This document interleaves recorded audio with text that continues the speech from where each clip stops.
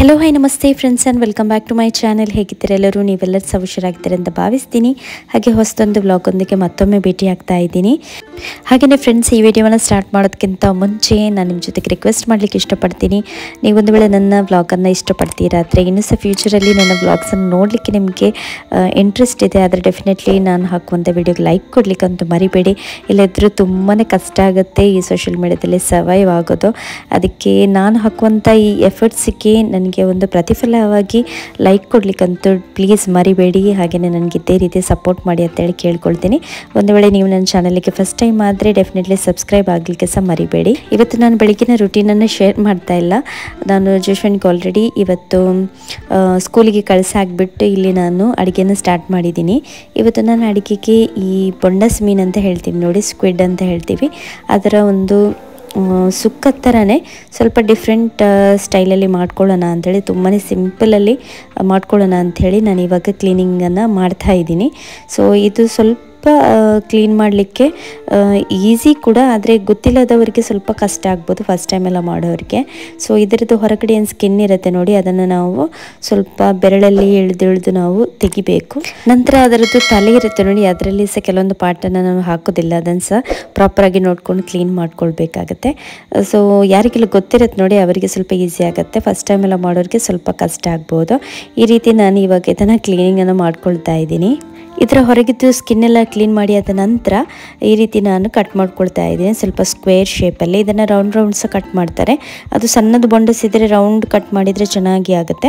ಇದು ಒಂದು ಬೊಂಡಸ್ ಸ್ವಲ್ಪ ದೊಡ್ಡದು ಸೈಜಲ್ಲಿತ್ತು, ಅದಕ್ಕೆ ನಾನು ಈ ರೀತಿ ಸ್ಕ್ವೇರಲ್ಲಿ ಕಟ್ ಮಾಡ್ಕೊಳ್ತಾ ಇದ್ದೀನಿ. ಈ ರೀತಿ ಸ್ಕ್ವೇರ್ ಆಗಿ ಕಟ್ ಮಾಡಿ ಆದ ನಂತರ 2 ರಿಂದ 3 ನೀರು ನಾವು ಚೆನ್ನಾಗಿ ಇದನ್ನು ತೊಳಿಬೇಕು, ಆವಾಗ ಚೆನ್ನಾಗಿ ಕ್ಲೀನ್ ಆಗುತ್ತೆ. ಇವತ್ತಿದನ್ನು ನಾನು ಕುಕ್ಕರಲ್ಲಿ ಮಾಡ್ತಾ ಇದ್ದೀನಿ, ಆದರೆ ಇದನ್ನು ಜಾಸ್ತಿಯಾಗಿ ಹೀಗೇ ಬೇಯಿಸ್ಬೋದು. ಒಂದು 15 ನಿಮಿಷದಲ್ಲಿ ಇದು ಬೇಯುತ್ತೆ. ಆದರೆ ನಾನು ಸ್ವಲ್ಪ ಅರ್ಜೆಂಟಲ್ಲಿ ಮಾಡ್ಕೊಳ್ತಾ ಇದ್ದೀನಿ, ಅದಕ್ಕೆ ನಾನು ಕುಕ್ಕರನ್ನು ಯೂಸ್ ಮಾಡ್ಕೊಳ್ತಾ ಇದ್ದೀನಿ. ಹಾಗೆ ಇಲ್ಲಿ ಇವತ್ತು ನಾನು ಮಸ್ಟರ್ಡ್ ಆಯಿಲನ್ನು ಯೂಸ್ ಮಾಡ್ತಾ ಇದ್ದೀನಿ, 2 ಸ್ಪೂನಷ್ಟು. ನಂತರ ನಾನಿಲ್ಲಿ 2 ಈ ನೀರುಳ್ಳಿ ಏನಿದೆ ನೋಡಿ, ಅದನ್ನು ಸ್ವಲ್ಪ ಪೂರ ಚಾಪ್ ಮಾಡಿಬಿಟ್ಟು ನಾನಿಲ್ಲಿ ಫ್ರೈ ಮಾಡ್ಕೊಳ್ತಾ ಇದ್ದೀನಿ. ನೀರುಳ್ಳಿ ಸ್ವಲ್ಪ ಬಾಡಿ ಬಂದಾದ ನಂತರ ನಾನು ಇದಕ್ಕೆ 3 ಈ ಹಸಿಮೆಣಸೇನಿದೆ ನೋಡಿ, ಅದನ್ನು ಹಾಕ್ಕೊಳ್ತಾ ಇದ್ದೀನಿ. ಹಾಗೆಯೇ ನಾನು ಇದಕ್ಕೆ ಸ್ವಲ್ಪ 2 ಮೀಡಿಯಮ್ ಸೈಜ್ದು ಟೊಮೆಟೊ ಪ್ಯೂರಿಯನ್ನು ಆ್ಯಡ್ ಮಾಡ್ತಾ ಇದ್ದೀನಿ.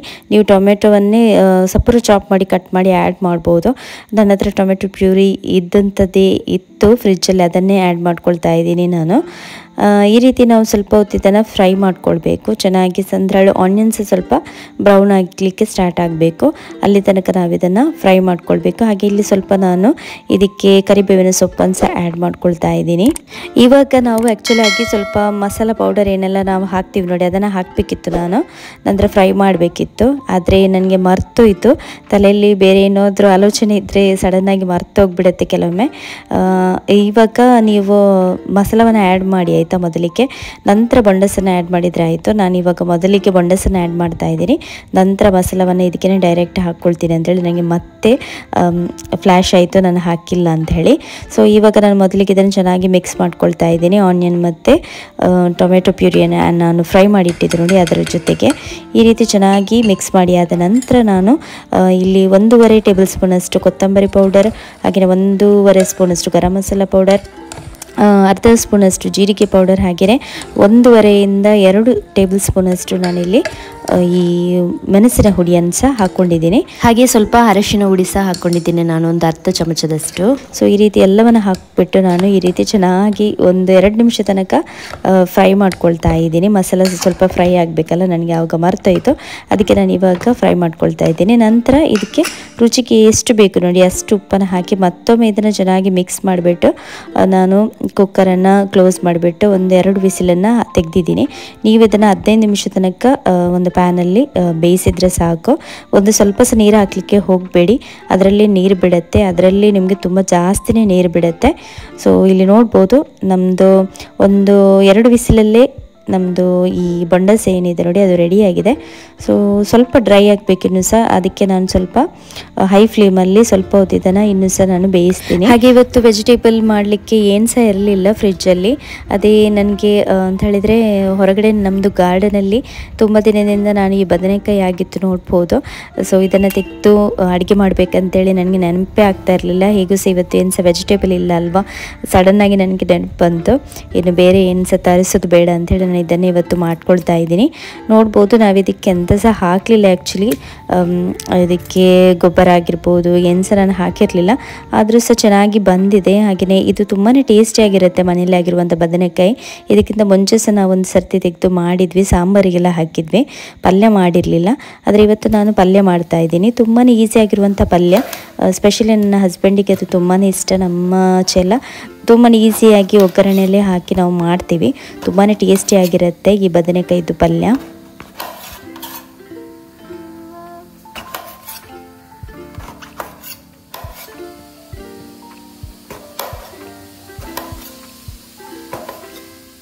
ಈ ಪಲ್ಯ ಮಾಡೋದು ನಾವು ಒಗ್ಗರಣೆಯಲ್ಲೇ, ಅದಕ್ಕೆ ನಾನು ಇಲ್ಲಿ 1 ಟೇಬಲ್ ಸ್ಪೂನಷ್ಟು ತೆಂಗಿನ ಎಣ್ಣೆನ ಬಳಸಿದ್ದೀನಿ. ಅದರಲ್ಲಿ ತುಂಬ ಟೇಸ್ಟಿ ಆಗುವಂಥದ್ದು. ಹಾಗೇನು ಸ್ವಲ್ಪ ಸಾಸಿವೆನ ಹಾಕಿದ್ದೀನಿ. ನಂತರ 1-2-3 ಎಸಳಷ್ಟು ಬೆಳ್ಳುಳ್ಳಿ, ಹಾಗೆಯೇ ಸ್ವಲ್ಪ ಕರಿಬೇವಿನ ಸೊಪ್ಪು, ಹಾಗೆಯೇ ಉದ್ದ ಬ್ಯಾಡಿಗೆ ಮೆಣಸು 1-2 ಈ ರೀತಿ ಕಟ್ ಮಾಡಿಕೊಂಡು ನಾನು ಫ್ರೈ ಮಾಡ್ಕೊಳ್ತಾ ಇದ್ದೀನಿ. ನಂತರ ನಾನು ಒಂದು ಚಿಕ್ಕ ನೀರುಳ್ಳಿ ಏನಿದೆ ನೋಡಿ ಅದನ್ನು ಸ್ವಲ್ಪ ಪೂರವಾಗಿ ಕಟ್ ಮಾಡಿಕೊಂಡು ಇದೇ ಒಗ್ಗರಣೆಗೆ ನಾನು ಸ್ವಲ್ಪ ಹೊತ್ತು ಫ್ರೈ ಮಾಡ್ಕೊಳ್ತಾ ಇದ್ದೀನಿ. ಅದಾದ ನಂತರ ನಾನು ಈ ಬದನೆಕಾಯಿ ಏನು ಕಟ್ ಮಾಡಿ ಇಟ್ಟಿದ್ದೆ ನೋಡಿ, ಸ್ವಲ್ಪ ದೊಡ್ಡ ಸೈಜಲ್ಲಿ ಕಟ್ ಮಾಡಿದ್ದೀನಿ. ಹಸ್ಬೆಂಡಿಗೆ ಅದೇ ರೀತಿ ಇಷ್ಟ. ಹಾಗೆಯೇ ಇದಕ್ಕೆ ಹಸಿಮೆಣಸೆಲ್ಲ ಹಾಕಿ ಅವ್ರಿಗೆ ಇಷ್ಟ ಆಗೋದಿಲ್ಲ. ಇದೇ ರೀತಿ ಉದ್ದ ಬ್ಯಾಡಿಗೆ ಮೆಣಸೆಲ್ಲ ಹಾಕಬೇಕು, ಆಗ ಮಾತ್ರ ಅವ್ರಿಗೆ ಇಷ್ಟ ಆಗುತ್ತೆ. ಸೊ ಅದೇ ರೀತಿ ನಾನು ಮಾಡ್ಕೊಳ್ತಾ ಇದ್ದೀನಿ. ಅವರಿಗೆ ಹೇಗೆ ಇಷ್ಟ ಇದೆ ನೋಡಿ ಅದೇ ರೀತಿ. ಲಾಸ್ಟ್ ಟೈಮ್ ಒಮ್ಮೆ ನಾನು ಮಾಡಿದ್ದೆ, ಅವರಿಗೆ ಅಷ್ಟೊಂದು ಇಷ್ಟ ಆಗಿರಲಿಲ್ಲ. ಆದರೆ ಈ ರೀತಿ ಮಾಡಿಕೊಟ್ರೆ ಅವರಿಗೆ ತುಂಬಾ ಇಷ್ಟ ಆಗುತ್ತೆ. ಇದು ಸ್ವಲ್ಪ ದೊಡ್ಡ ಪೀಸ್ ಮಾಡಲಿಕ್ಕೆ ಹೇಳ್ತಾರೆ ನನಗೆ. ನೀವು ಬೇಕಾದರೆ ಚಿಕ್ಕ ಪೀಸ್ ಅಂತ ಸಹ ಮಾಡ್ಕೊಳ್ಬೋದು, ಅದು ಸ್ವಲ್ಪ ಬೇಗನೆ ಸ್ಮೂತ್ ಆಗುತ್ತೆ. ಅದಕ್ಕೆ ನಾವು ಈ ರೀತಿ ಸ್ವಲ್ಪ ದೊಡ್ಡ ಪೀಸ್ ಮಾಡಿದರೆ ಇದೇ ರೀತಿ ಗಟ್ಟಿಯಾಗಿ ಸ್ವಲ್ಪ ತಿನ್ನಲಿಕ್ಕೆ ಆಗುತ್ತೆ. ಸೊ ಇಲ್ಲಿ ನಾನು ಸ್ವಲ್ಪ ರುಚಿಗೆ ತಕ್ಕಷ್ಟು ಉಪ್ಪನ್ನು ಹಾಕಿಬಿಟ್ಟು ಒಂದು ಸ್ವಲ್ಪ ಅರ್ಧ ಗ್ಲಾಸಷ್ಟು ನೀರನ್ನು ಹಾಕಿ ನಾನು ಇದನ್ನು ಬಾಯ್ಲ್ ಮಾಡಲಿಕ್ಕೆ ಇಡ್ತಾ ಇದ್ದೀನಿ. ಇದೊಂದು 10 ನಿಮಿಷದೊಳಗಡೆ ಬೇಯುತ್ತೆ. ತುಂಬ ಜಾಸ್ತಿ ಬೇಯಿಸಲಿಕ್ಕೆ ಹೋಗಬಾರ್ದು, ನಮಗೆ ಸ್ವಲ್ಪ ತಿನ್ನಲಿಕ್ಕೆ ಸಿಗಬೇಕು, ಆಗ ಮಾತ್ರ ಇದು ಟೇಸ್ಟಿಯಾಗಿ ಆಗುತ್ತೆ. ನಂತರ ನಾನಿಲ್ಲಿ ಸ್ವಲ್ಪ ತೆಂಗಿನ ತುರಿಯನ್ನು ಹಾಕಿಬಿಟ್ಟು ಇಲ್ಲಿ ಡಿಲಿಷಿಯಸ್ ಆಗಿರುವಂಥ ಈ ಬದನೆಕಾಯಿ ಪಲ್ಯ ಸಹ ರೆಡಿ ಮಾಡ್ಕೊಂಡಿದ್ದೀನಿ. ಸೊ ಮಧ್ಯಾಹ್ನದ ಊಟ ಹೇಗೂ ಸಹ ಲಂಚ್ ರೆಡಿ ಆಗೋಯಿತು. ಇವಾಗ ಕಿಚನನ್ನು ಸ್ವಲ್ಪ ನಾನು ಕ್ಲೀನ್ ಮಾಡ್ಕೊಳ್ತಾ ಇದ್ದೀನಿ.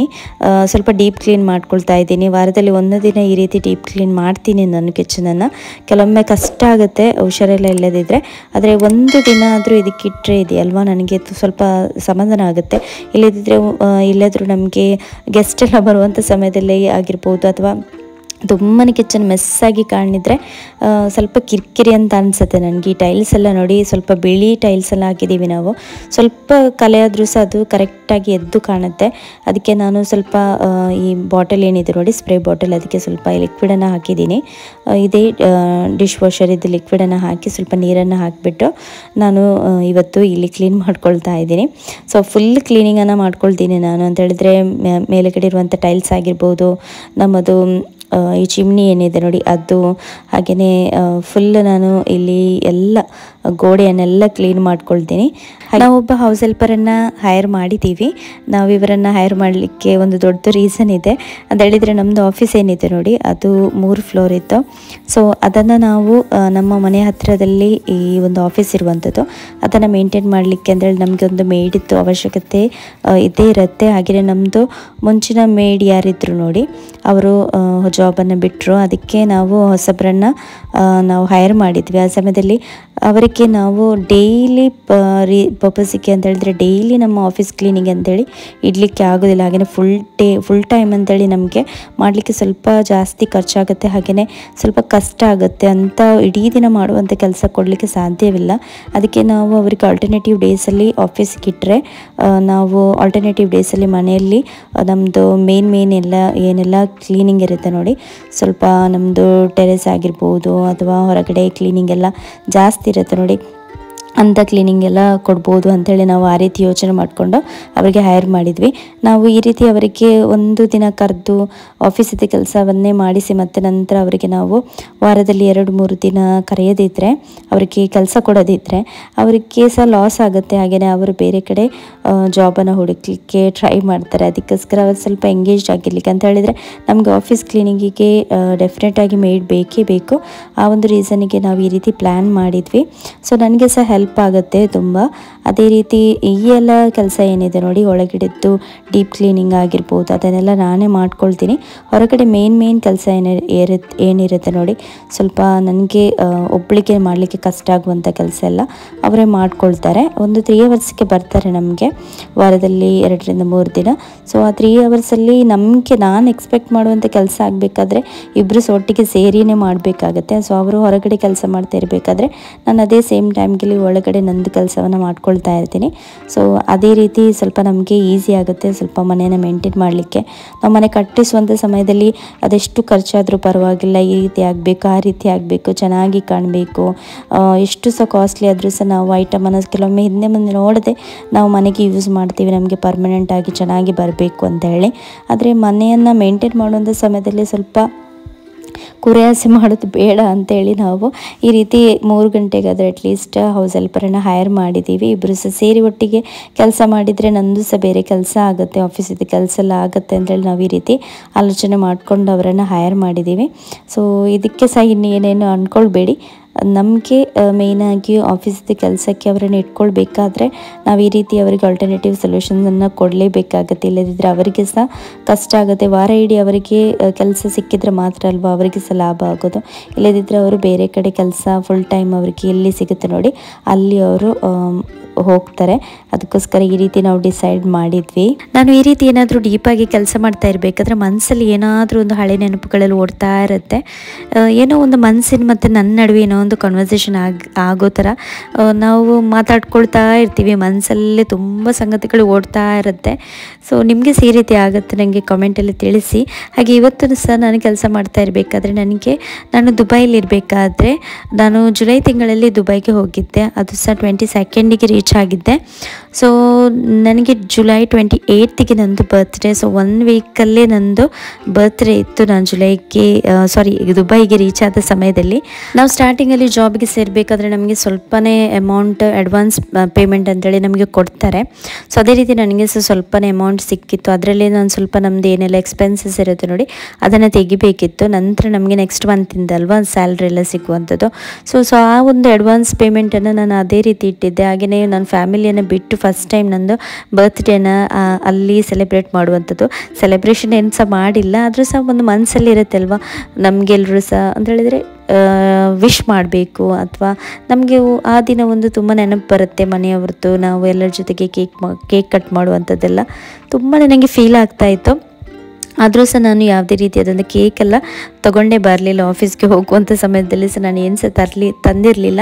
ಯಾಕಂತ ಹೇಳಿದರೆ ನನ್ನ ಹತ್ರ ಸ್ವಲ್ಪನೇ ಅಮೌಂಟ್ ಇದ್ದಂಥದ್ದು ಆ ಸಮಯದಲ್ಲಿ. ಅದಕ್ಕೆ ನಾನು ಅದೇ ರೀತಿ ಆಲೋಚನೆ ಮಾಡಿಕೊಂಡು ನಮಗೆ ಅಕೊಮಡೇಷನ್ ಎಲ್ಲ ಕಂಪನಿಯವರು ಕೊಟ್ಟಿದ್ದರು.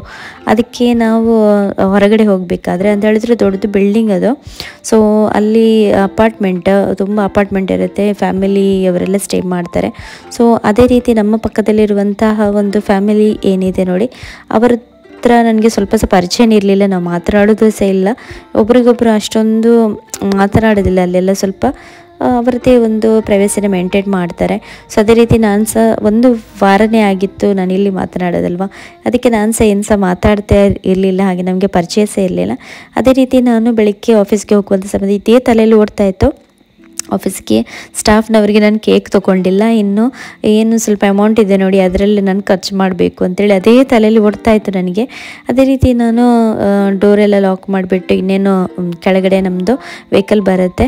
ಸೊ ಅದಕ್ಕೆ ನಾನು ಹೋಗಬೇಕು ಅಂತ ಹೇಳಬೇಕಾದ್ರೆ ಈ ನೇಬರ್ ಯಾರಿದ್ದಾರೆ ನೋಡಿ ಆಂಟಿ ನನಗೆ ಕರೆದು ಫುಲ್ ಒಂದು ದೊಡ್ಡದು 1 kg ಆಗುವಷ್ಟು ಕೇಕ್ ಏನಿದೆ ನೋಡಿ ಬರ್ತ್ಡೇ ಕೇಕ್, ಅದರಲ್ಲಿ ಹೆಸರೇ ಅಂತ ಬರೆದಿಲ್ಲ, ಹ್ಯಾಪಿ ಬರ್ತ್ಡೇ ಅಂತ ಮಾತ್ರ ಇತ್ತು. ಸೊ ಅದನ್ನು ಬರೆದಿರುವಂಥ ಒಂದು ಸೂಪರ್ ಆಗಿರುವಂಥ 1 kg ಕೇಕನ್ನು ನನಗೆ ಕೊಟ್ಟರು. ಸೊ ನನಗೆ ಹೇಳಿದರು, ನೀವು ಇದನ್ನು ಯೂಸ್ ಮಾಡಿ, ನೀವು ಆಫೀಸ್ಗೆ ಹೋಗ್ತಿರಲ್ವ, ಅಲ್ಲಿ ನಿಮ್ಮದು ಸ್ಟಾಫ್ನವರಿಗೆಲ್ಲ ಇದನ್ನು ಹಂಚಿ ಅಂತೇಳಿ ಸ್ವಲ್ಪ ಕಟ್ ಮಾಡಿರಲಿಲ್ಲ ಆ ಕೇಕನ್ನು. ಹೇಗೆ ಒಂದು ಎಂತ ಹೇಳ್ತಾರೆ ಬಾಕ್ಸಲ್ಲೇ ಹಾಕಿಬಿಟ್ಟು ಅವರು ಹೊಸತ್ತು ಕೇಕನ್ನು ನನಗೆ ಕೊಟ್ಟರು. ಸೊ ನನಗೆ ಎಷ್ಟು ಖುಷಿ ಆಯ್ತು ಅಂತ ಹೇಳಿದರೆ, ನನ್ನ ಒಂದು ಬರ್ತ್ಡೇ ದಿನನೇ ಈ ಒಂದು ದೊಡ್ಡ ಸರ್ಪ್ರೈಸ್ ಸಿಕ್ಕಿದಾಗೆ ಆಯಿತು ನನಗೆ. ಅದೇ ರೀತಿ ಲೈಫಲ್ಲಿ ನೋಡಿ, ನಾವು ಜಾಸ್ತಿಯಾಗಿ ಏನಾದರೂ ತುಂಬ ಆಸೆ ಪಟ್ಟರೆ ಅಥವಾ ತುಂಬ ಎಕ್ಸ್ಪೆಕ್ಟೇಷನ್ ಇಟ್ಟರೆ ನಮಗೆ ನೋವಾಗೋದು ಜಾಸ್ತಿ. ಯಾವಾಗ ಒಂದು ಎಕ್ಸ್ಪೆಕ್ಟೇಷನ್ ಬ್ರೇಕ್ ಆಗುವಾಗ. ಅದೇ ರೀತಿ ನಾವು ಸ್ವಲ್ಪ ಎಕ್ಸ್ಪೆಕ್ಟೇಷನ್ನೇ ಇಡದಿದ್ದರೆ ನಮಗೆ ನಿಜವಾಗ್ಲೂ ನಾವು ಶುದ್ಧ ಮನಸ್ಸಿಂದ ಏನಾದರೂ ಆಶಿಸ್ತಾ ಇದ್ದರೆ ಇದೆಯಲ್ವಾ, ಡೆಫಿನೆಟ್ಲಿ ನಮಗೆ ದೇವರೇ ನಮಗೆ ಆ ವರವಾಗಿ ಕೊಡ್ತಾನೆ ಆ ಒಂದು ಗಿಫ್ಟನ್ನು. ಸೊ ಅದು ನನಗೆ ಎಕ್ಸ್ಪೀರಿಯನ್ಸ್ ಆಯಿತು. ಅದೇ ರೀತಿ ನಾವು ಮನುಷ್ಯರಾಗಿ ಆಶಿಸುವಂಥದ್ದು ಏನು, ಎಲ್ಲರೂ ನಮಗೆ ಇಷ್ಟಪಡಬೇಕು, ಎಲ್ಲರೂ ನಮಗೆ ಪ್ರೀತಿಸಬೇಕು, ಅದೇ ರೀತಿ ಅಲ್ವಾ.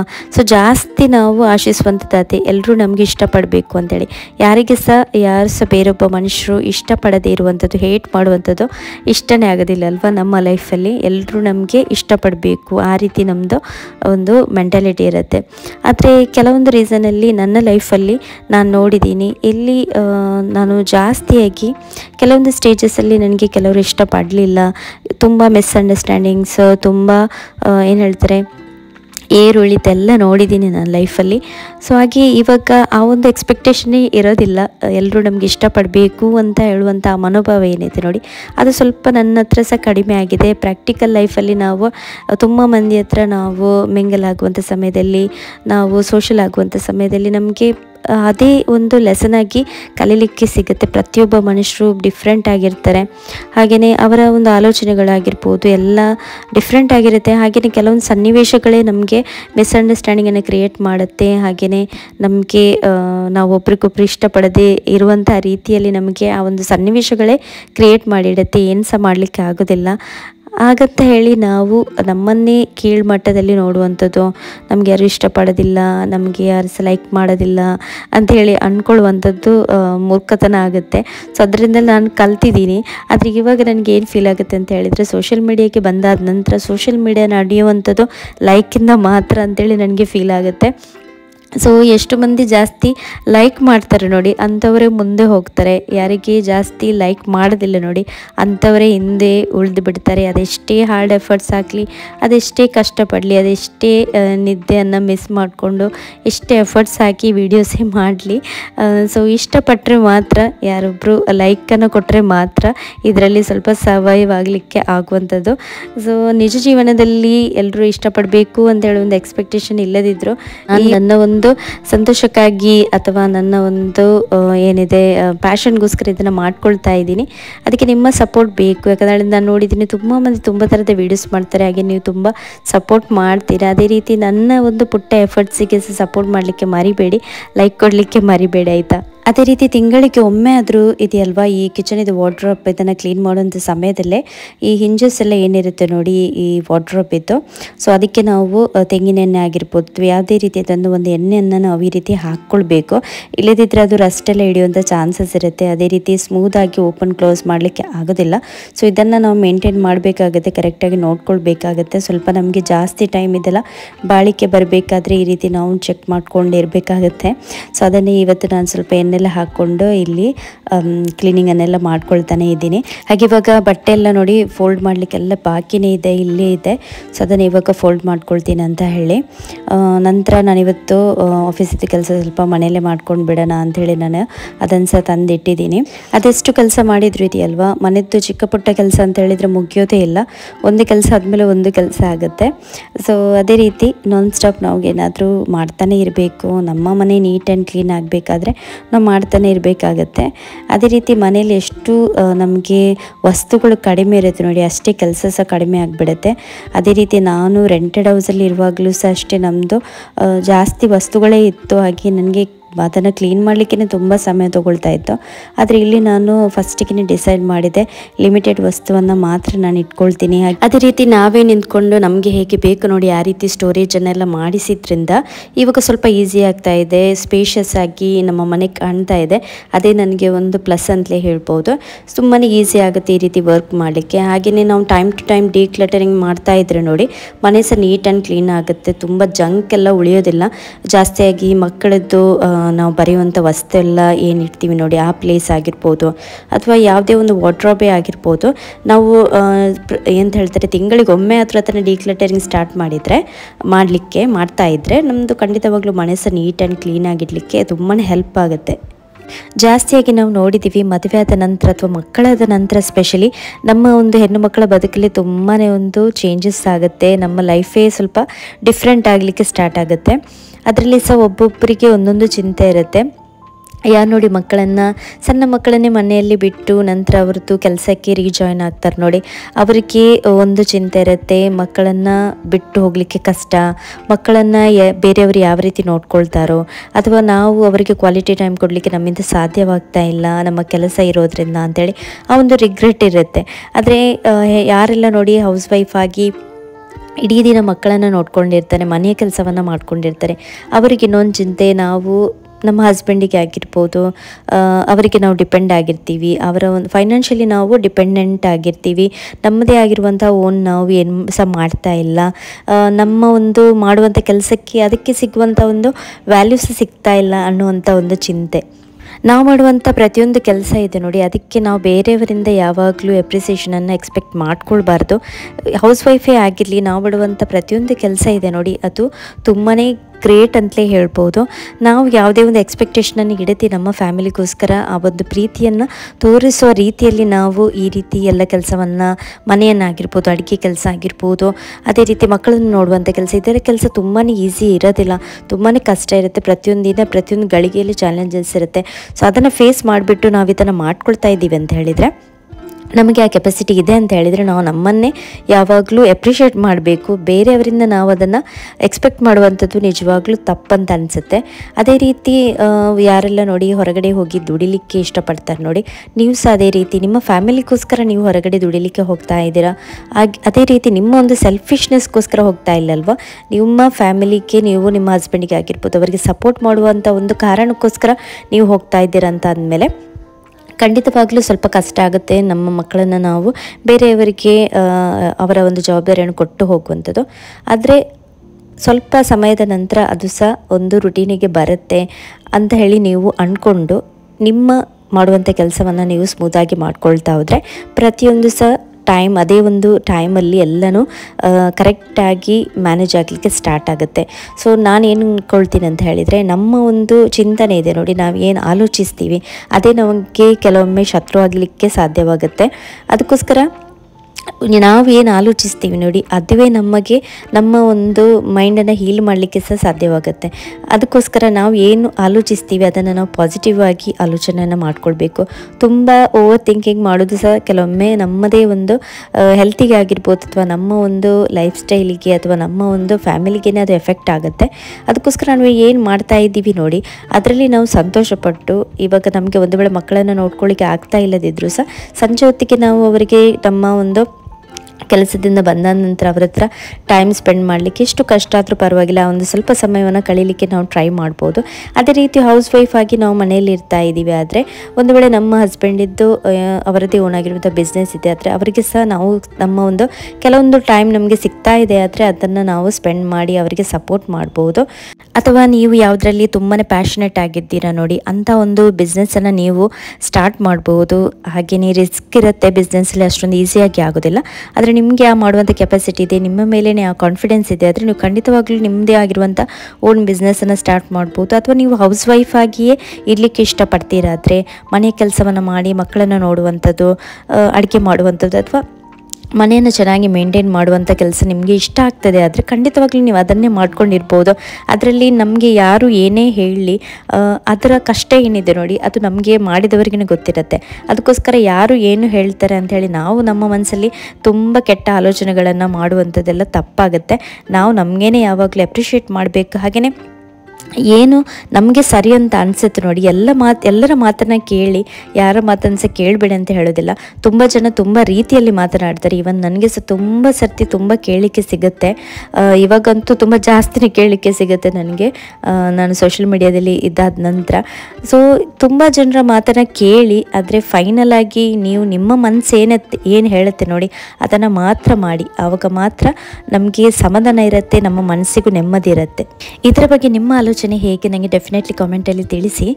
ಅದೇ ರೀತಿ ನಾನು ಇವಾಗ ಮಧ್ಯಾಹ್ನದ ಊಟ ಎಲ್ಲ ಹಾಕಿ ಇವಾಗ ಸ್ವಲ್ಪ ಗಿಡ ನೆಡಲಿಕ್ಕೆ ಬಂದಿದ್ದೀನಿ. ಇದೊಂದು ನಂದು ಹಾಬಿನೇ ಆಗಿಬಿಟ್ಟಿದೆ ಇವಾಗ.